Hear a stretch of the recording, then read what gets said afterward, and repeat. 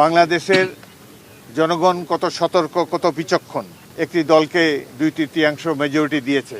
এই 2/3 সংখ্যাগরিষ্ঠতা যদি না থাকতো, জনগণ না দিত, তাহলে আগামী দিনগুলো হতো ঝঞ্ঝা বিক্ষুব্ধ একটা বেসামাল সংসদ। এই মুহূর্তে সংসদ সদস্যদের প্রধান কাজ নির্বাচনী ওয়াদা পালন করা এবং বাংলাদেশকে ধীরে ধীরে একটি সমৃদ্ধ রাষ্ট্রে পরিণত করার জন্যে আমরা সবাই মিলে চেষ্টা করব। সরকার এবং বিরোধী দল উভয় মিলে বাংলাদেশের জনগণের আশা আকাঙ্ক্ষার বাস্তব রূপ দেওয়ার জন্যে উদ্যোগ গ্রহণ করবেন, এটাই আমরা কামনা করছি। ত্রয়োদশ জাতীয় সংসদ এই দেশের জনগণের সকল আশা আকাঙ্ক্ষার বাস্তবায়ন করতে সক্ষম হবে। সংসদে ওয়াকআউট করা এটা দীর্ঘদিনের প্রচলিত রীতি। তারা আইনানুগভাবেই এটি তাদের রাজনৈতিক দলের ইচ্ছার বহিঃপ্রকাশ তারা করেছেন। রাষ্ট্রপতি সম্পর্কে তাদের যে মনোভাব সেটি তাদের একান্ত নিজস্ব। আমরা এই ব্যাপারে কোনো কমেন্ট করতে চাই না।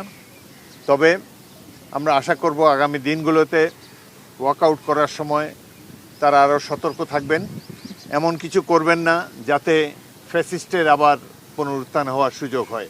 আগামী দিনগুলোতে গণতন্ত্র যাতে আর ব্যাহত না হয়, গণতন্ত্রের প্রতি কোনো ধরনের আঘাত যাতে আর না আসে, সেজন্য আমরা সকল রাজনৈতিক দল মিলে ঐক্যবদ্ধ থাকব এবং বাংলাদেশকে উন্নয়নের অবিশ্ব লক্ষ্যে নিয়ে যাব, এটাই আমাদের একান্ত কামনা। জনগণের নির্বাচিত প্রতিনিধিরা সংখ্যাগরিষ্ঠতার ভিত্তিতে যে ডিসিশন নেবে সেটাই সবার মান্য করা উচিত।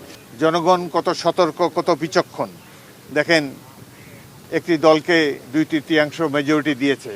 এই 2/3 সংখ্যাগরিষ্ঠতা যদি না থাকতো, জনগণ না দিত, তাহলে আগামী দিনগুলো হতো ঝঞ্ঝা বিক্ষুব্ধ একটা বেসামাল সংসদ। দুজন আম্পায়ার, আমি আর ডেপুটি স্পিকার দণ্ডায়মান রয়েছে। আমরা সকল ধরনের সরকার এবং বিরোধী দল যাতে সম্মিলিতভাবে স্মুথলি জাতীয় সংসদের কার্যক্রম বাস্তবায়িত করতে পারে, সে ব্যাপারে আমরা নিরপেক্ষভাবে আম্পায়ারের ভূমিকা পালন করব।